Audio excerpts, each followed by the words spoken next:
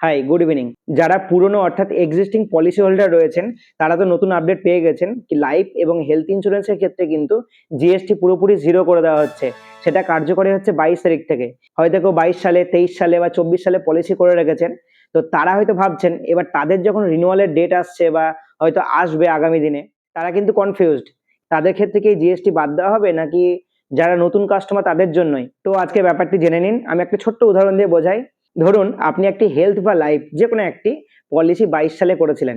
এবার সেটির রিনিউয়াল আছে ধরুন সামনের দিনে সেপ্টেম্বর মাসের 25 তারিখে।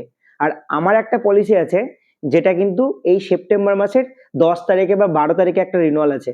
তো সেক্ষেত্রে আমার পলিসিটার রিনিউয়াল ডেট কিন্তু 22 তারিখের আগে। আর আপনার পলিসিটার রিনিউয়াল ডেট 22 তারিখের পরে। আপনার পলিসির জন্য যখন পেমেন্ট করবেন তখন সেই পেমেন্ট থেকে জিএসটিটা মাইনাস হবে।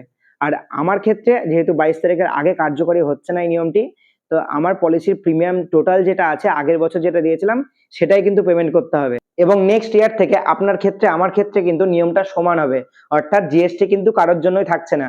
আর এমনিতে যারা নতুন পলিসি নিচ্ছেন তারা 22 তারিখের আগে যদি নেন তাদের কিন্তু জিএসটি মাস্ট, আর 22 তারিখের পরে নিলে সেই জিএসটিটা কিন্তু মাইনাস হচ্ছে। তো এবার এক্ষেত্রে অনেক এজেন্ট বন্ধুদের হয়তো কিছুটা সুবিধা হবে পলিসি সেল করার জন্য। এরকম অনেক আপডেট পাওয়ার জন্য আপনারা কিন্তু আমার চ্যানেলটিকে সাবস্ক্রাইব করে সঙ্গে থাকবেন।